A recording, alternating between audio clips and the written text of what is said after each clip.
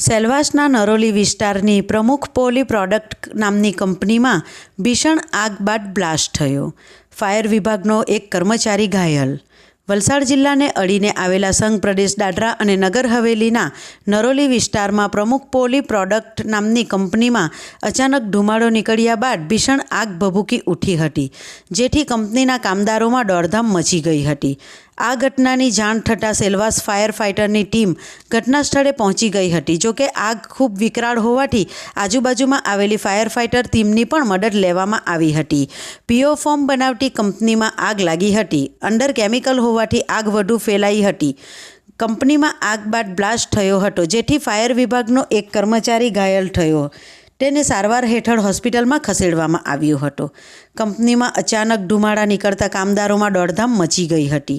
કામદારોએ આગની ઘટનાની જાણ સંચાલકો અને શિફ્ટ મેનેજરને કરી હતી, જેથી સંચાલકોએ તાત્કાલિક તમામ કામદારોને સુરક્ષિત રીતે બહાર આવી જવા સૂચના આપી. સાથે કંપનીના ટ્રેની કામદારોને ફાયર સેફ્ટીના સાધનો વડે આગ ઉપર કાબૂ મેળવવાના પ્રયાસ કરવા જણાવ્યું હતું. તેમજ સંચાલકે સેલવાસ ફાયર ફાઇટરની ટીમને ઘટનાની જાણ કરી હતી. સેલવાસ ફાયર ફાઇટરની ટીમ પણ તાત્કાલિક ઘટના સ્થળે પહોંચી આગ ઉપર કાબૂ મેળવવાનો પ્રયાસ કર્યો હતો.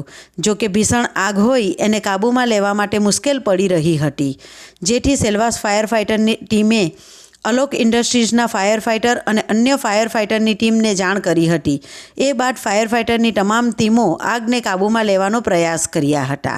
આ દરમિયાન કંપનીમાં આગ બાદ બ્લાસ્ટ થયો હતો, જેથી ફાયર વિભાગનો એક કર્મચારી ઘાયલ થતાં તેને સારવાર હેઠળ હોસ્પિટલમાં ખસેડવામાં આવ્યો હતો.